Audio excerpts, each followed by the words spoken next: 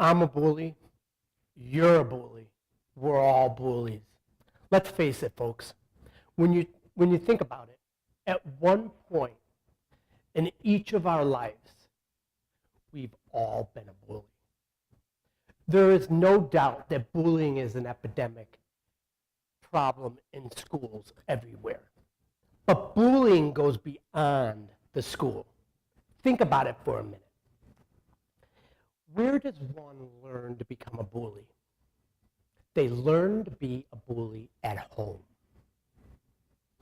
You don't hear about it much, but sibling bullying in the home is where one learns to become a bully. I know this firsthand because I was bullied by my older brother from my earliest memory. I grew up the youngest of 5 children in a strict working class family. My mother was a stay-home mom, and my father worked construction. At the early age of 2, I developed a medical condition of bronchitis. It came on quickly, and I developed severe symptoms that caused me to be hospitalized. This frightened both of my parents because all of their other children had always been healthy.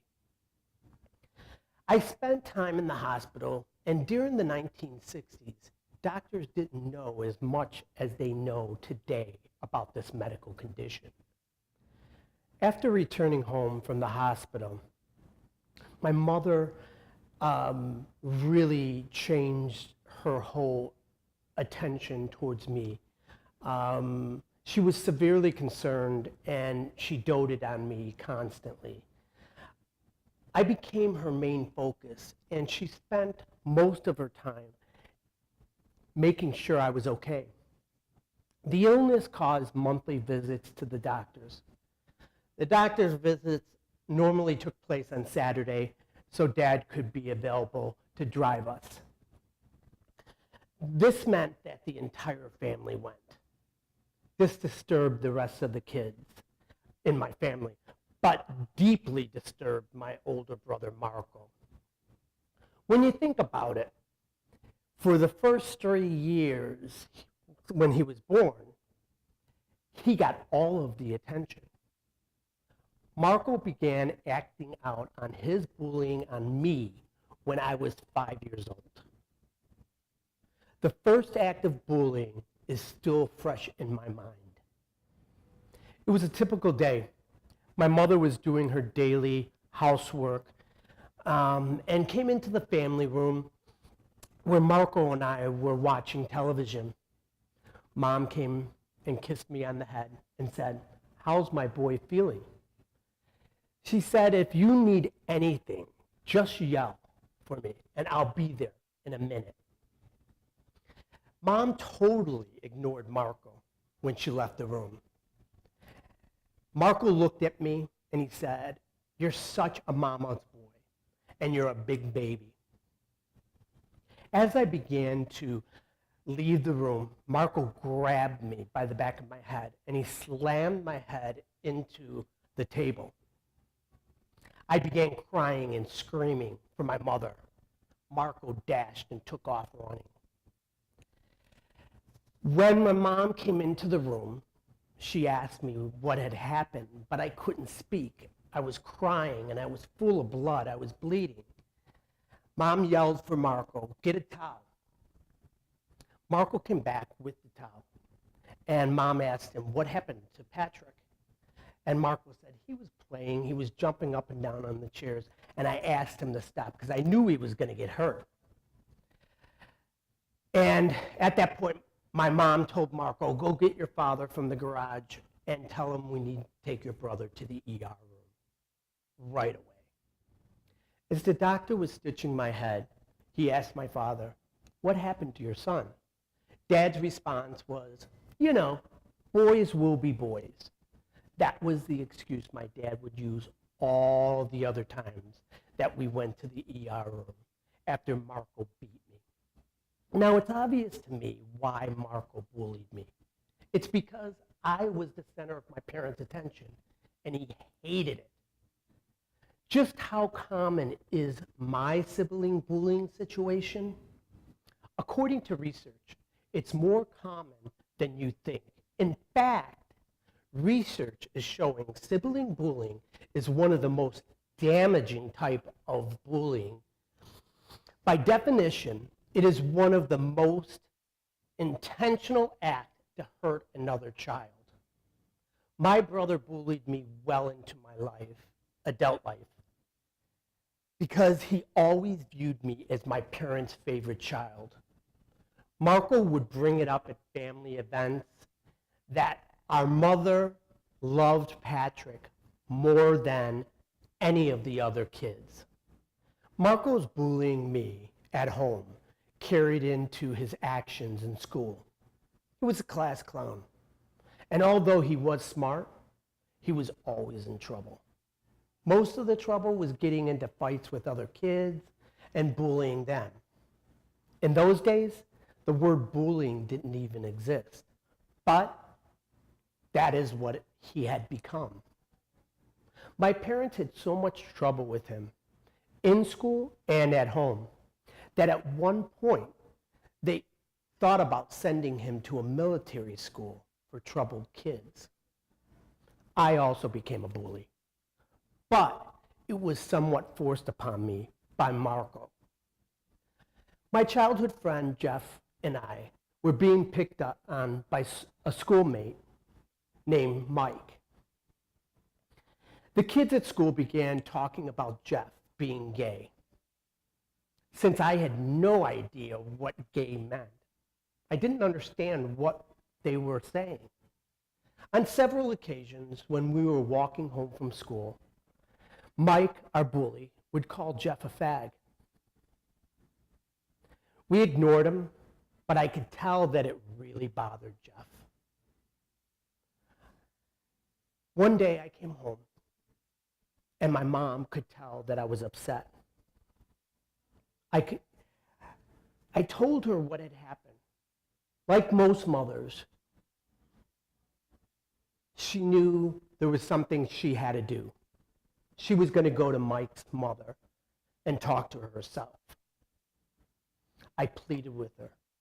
I said, Mom, please don't do this. I can take care of it myself. Little did I know, my brother Marco heard the entire conversation.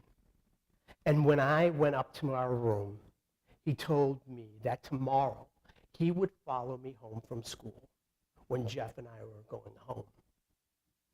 And if Mike picked on me or Jeff, that I'd have to beat him up. I told him, no way. He said to me, you have two choices. Either you beat up Mike or I'm going to beat up you. So the next day, it happened, as I thought it would. Mike followed us and began calling us fags. When I turned around and I looked at Mike, my brother Marco was 50 feet behind me. I did it. I beat Mike up until he was screaming. Yes, that day I became a bully. There is no doubt that bullying is a problem in the U.S. schools. But just how much of a problem is it? The latest bullying statistics reflect bullying in real life as well as cyberbullying. The numbers related to any bullying statistics are both shocking and disheartening. I want to share with you some general bullying statistics as of today. 83% of girls and 97% of boys report being bullied either in school or online.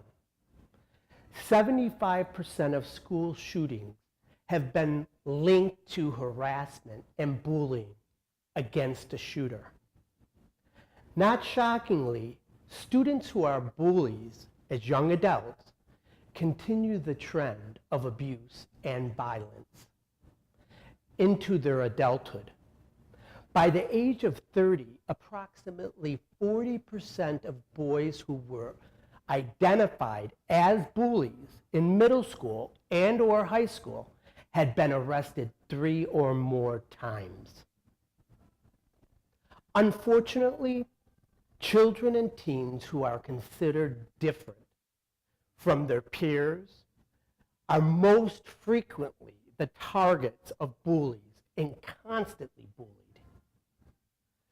Special needs students, lesbian, gay, bisexual, transgender, LGBT students, students who are overweight, and students who perceived as being weak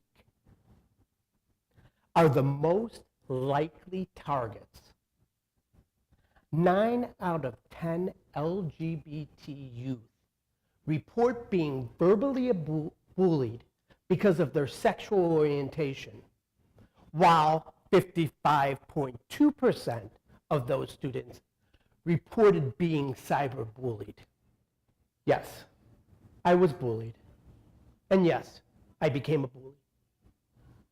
My life changed over 7 years ago when my brother Marco attempted to kill me in front of my family. We were at a family function. While he was intoxicated, he became angry with me and called me a faggot and told me he hated me my entire life. I turned to my family and I said, "Did you hear what he just said to me?" They all turned their heads. Marco then picked up the knife and he said, "If you don't leave now, you faggot, I'll kill you." I said, "You people are all crazy." Marco came at me with the knife. He chased me down the block. I got away that day, but it changed my life forever. I decided that day I would no longer live with abuse, including bullying. So today, I'm a survivor and no longer a victim. And that's the message I give to you today. Thank you.